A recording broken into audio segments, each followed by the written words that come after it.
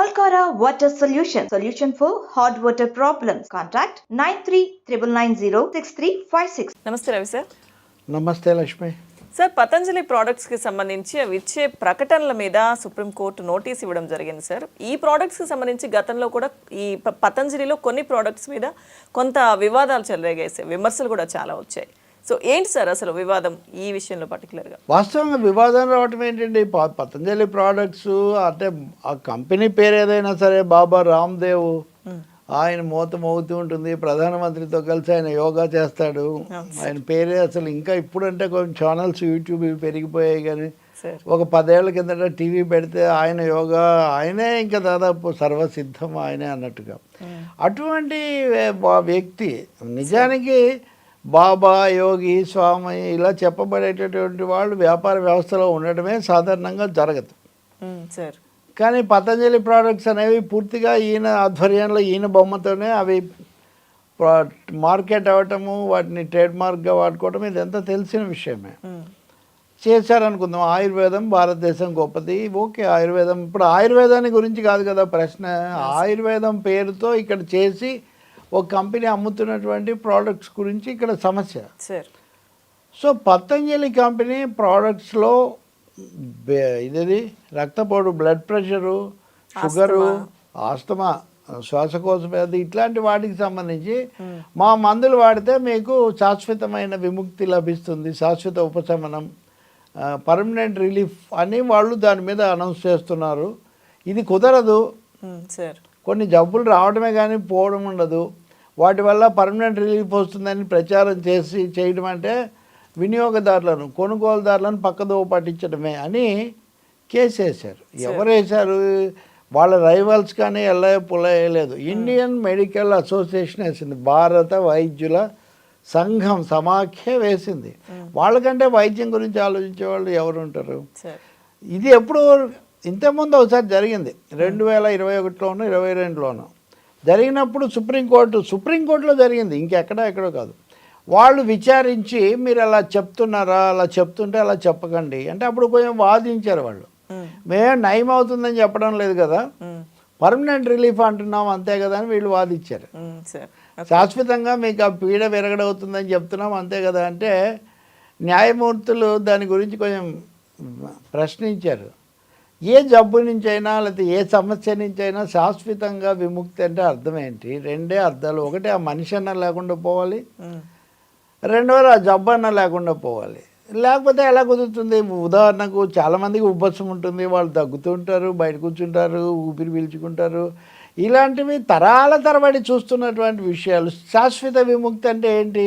వాళ్ళు ఇలా కూర్చొని దగ్గకూడదు, వాళ్ళు ఊపిరి పీల్చకూడదు, అంతే కదా. సో ఇలాంటి ప్రశ్నలు సుప్రీంకోర్టే కూడా వేసింది. లేదు మేము సరే ఇక మీద మీరు అలాంటివి పెట్టకండి, మీరు ఏముందో అందులో ప్రోడక్ట్లు ఏముందో అది మాత్రమే చెప్పి మీరు అమ్ముకోండి, పక్కదోవ పట్టించకండి అని చెప్పింది. ఎప్పుడు? 2021 నవంబర్ 21న. 21న ఇలా చెప్తే 22నే అంటే మరుసటి రోజే ఈయన బాబా రామ్దేవ్ అందుకు విరుద్ధంగా మాట్లాడారు. మేమేం అలా చేయలేదు, వాళ్ళు మమ్మల్ని ఏం అనలేదు, మేము అసలు ఆయుర్వేదం గొప్పతనాన్ని మేము చెప్పాం తప్ప ఇంకోటి కాదు, ఈ పద్ధతిలో ఆయన మాట్లాడారు. సో దాంట్లో వాళ్ళు మళ్ళీ కోర్టుకు వెళ్ళారు. కోర్టులో జస్టిస్ హిమా కోహ్లీ, ఇదివరకు తెలంగాణ హైకోర్టు న్యాయమూర్తిగా కూడా, ప్రధాన న్యాయమూర్తిగా కూడా పనిచేశారు ఆమె. జస్టిస్ హిమా కోహ్లీ, జస్టిస్ అమానుల్లా వాళ్ళు ఈ కేసు విచారించారు. విచారించినప్పుడు అసలు మీ కోర్టు అంటే లెక్కలేదా? సుప్రీంకోర్టు చెప్పి మీరు ఇలా చేయొద్దని చెప్తే మేము చెప్పిన మరుసటి రోజే వెళ్ళి మీడియాలో మీరు ఇష్టానుసారం మాట్లాడుతున్నారంటే ఇదేమో ఆయుర్వేద చర్చ కాదు, లేకపోతే సనాతన చర్చ కాదు. ఒక కంపెనీ లాభాల కోసం మందులు తయారు చేసి అమ్ముకుంటున్నప్పుడు అందులో లేనిది ఇష్టం వచ్చినట్టుగా చూపిస్తే ఇది ఎలా అనే ఒక ప్రశ్న వాళ్ళు చాలా తీవ్రమైనటువంటి ప్రశ్న వేశారు. వాళ్ళని వేయటమే కాకుండా ప్రభుత్వం తరఫున వచ్చిన అడ్వకేట్ జనరల్ ఉంటాడు కదా, సోలిసిటర్ జనరల్ అంటారు, ఆయన పేరు నటరాజు, ఆయన అడిగారు మీరేం చేస్తున్నారు, మీరు ఇవన్నీ చెక్ చేయరా, మేము చెప్పిన దాన్ని వాళ్ళు ఇంత బాహాటంగా ఉల్లంఘిస్తుంటే కూడా మీరు ఎందుకు అదుపు చేయలేదు అని అడిగారు. వాళ్ళు సమర్థించుకోలేక దీని మీద మేము ఇంతకుముందే అఫిడవిట్ ఇచ్చాం, ఇప్పుడు మరింత సమగ్రమైనది ఇవ్వటం కోసం మాకు కొంచెం సమయం ఇవ్వండి, ఒక వారం రోజులు అని అక్కడ వాళ్ళు అడిగారు. అడిగితే సరే వారం ఇస్తామని చెప్తూనే ఇలాంటి పద్ధతులు అయితే అనుమతించడం జరగదు. ఇది తీవ్రమైన ఒకటేమో సైన్స్కు సంబంధించిన ఉల్లంఘన, రెండవది సుప్రీంకోర్టు యొక్క పరిధిని, సుప్రీంకోర్టు ఆదేశాలను కూడా ఉల్లంఘించి ఒక విధంగా మీరు అవమానించారు. దీన్ని ఎంత మాత్రం అనుమతించడం జరగదు. బాబా రామ్దేవ్కు పతంజలికి ఉన్న సంబంధం ఏంటి అంటే ఆయన మాకు ప్రేరణ మాత్రమే అని. అంటే దీనికి ఎండిఆర్ చైర్మన్ సంబడి బాలకృష్ణ అని ఒక ఆయన ఉంటాడు, ఆయన ఎక్కువ చూస్తుంటాడు.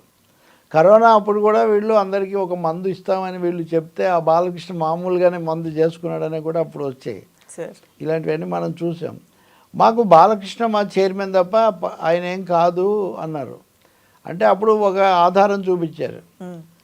మీరు ఏమీ కాదంటారు, he's nothing and he's everything. Patanjali అంటే ఈ కేసులో చేసిన కామెంట్స్ ఎలా ఉన్నాయి చూడండి. ఇంకెవరన్నా చేస్తే వాళ్ళు ఏదో వ్యతిరేకులు లేకపోతే ఇంకొకటి ఆయుర్వేదాన్ని అవమానించారు ఇలా అనేవాళ్ళు. సాక్షాత్తు అత్యున్నత న్యాయస్థానం చేసింది. మీరు పతంజలికి రామ్దేవ్ బాబాకి ఏం సంబంధం లేదంటారు, కానీ he seems to be nothing and everything. దీనికి ఆయన ఏమీ కాదు, కానీ అన్నీ ఆయనే దీనికి. కాబట్టి ఇలాంటివి ఏమాత్రం సహించే ఇది ఉండదని చెప్పి హెచ్చరిక చేసి ఇక మీదట ఇట్లాంటివి జరిగితే మేము దీని మీద తీవ్ర చర్యలు తీసుకుంటామని కూడా చెప్పారు. తదుపరి కూడా బహుశా ఈ విచారణ వాళ్ళు దశల వారీగా దీన్ని కొనసాగించే పరిస్థితి ఉండొచ్చు. ఇక్కడ కీలకమైన అంశం ఏమంటే ప్రతిదాన్ని ఈ సనాతన ధర్మము లేకపోతే ఆచార విశ్వాసాలు అది ఇదని పేరు పెట్టి ఎవరు వద్దంటారు. ఆయుర్వేదం అనేదానికి ఇప్పుడు కొత్తగా పతంజలిలో ఇంకెవరో వచ్చి ప్రచారం చేయనక్కర్లేదు. వీళ్ళు వచ్చి ఒక 25 ఏళ్ళు అయింది 30 ఏళ్ళు అయింది అనుకున్నాం. ఆయుర్వేదం ఎప్పటి నుంచో ఉంది కదా. సో తాము చేసేదే అది అని చెప్పటము, దానికి సంబంధించినంత తామే పులుముకోవటము, అక్కడ ఈ సమస్య వస్తుంది. మూడవది ఇది పర్మనెంట్ రిలీఫ్ అని ఎవరన్నా నమ్మి ఇంకా వేరే మందులు తీసుకోకుండా ఉంటే ఏం జరుగుతుంది అనే ప్రశ్న కూడా ఇక్కడ ఒకటి వస్తుంది. ఇక్కడ బాబా రామ్దేవ్ చూసి కూడా ప్రోడక్ట్స్ కొనే వాళ్ళు ఉంటారు కదా సార్, అక్కడ కూడా ఖచ్చితంగా అంతే కదా. ఆయన ప్రతి చోట ఆయన మీరు చూడండి, ఎక్కడ చూసినా అన్ని ఊళ్ళలో ఆ స్టాల్స్ పతంజలి ఎక్కడేమి ఉన్నాడు, బాబా రామ్దేవే ఉంటాడు. మళ్ళీ ఆయన ఏం కాదంట, దానికి ఏం కాకపోతే ఆయన బొమ్మ ఎందుకు వాడుతున్నారు, ఆయన కేసేయాలి కదా. ఇప్పుడు నేనేమి కానప్పుడు మీరు తంబు పెట్టినప్పుడు నా బొమ్మ పెడతారు, దాంట్లో నేను మాట్లాడింది లేదు, నేను అభ్యంతరం చెప్తా కదా, అది నాకేం సంబంధం అని. ఆయన ఏం పెట్టలేదంట.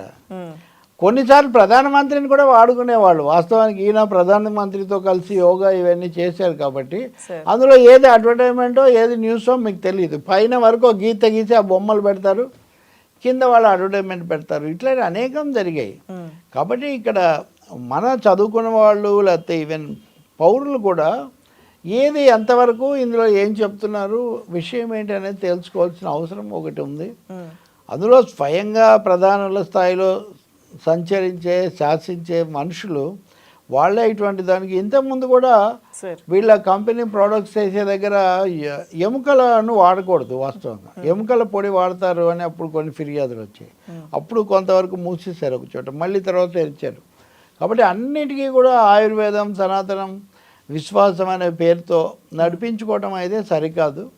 సుప్రీంకోర్టే చెప్పింది, ఇంకెవరన్నా చెప్తే వాళ్ళకి ఏమైనా ఉద్దేశాలు ఆరోపించవచ్చు, మనం ఆపాదించవచ్చు. సుప్రీంకోర్టుకి ఏముంటుంది, హైయెస్ట్ సుప్రీం అంటేనే అత్యున్నత న్యాయస్థానం. కాబట్టి ఇక మీదటైనా ప్రభుత్వం జాగ్రత్తగా వీటిని తనిఖీ చేయటము, వాటి మీద నియంత్రణ పెట్టడము, కోర్టు పరిధిలోనే ఈ ప్రకటనలు ఉండేటట్టుగా చూసుకోవటం చాలా చాలా అవసరం. Thank you sir.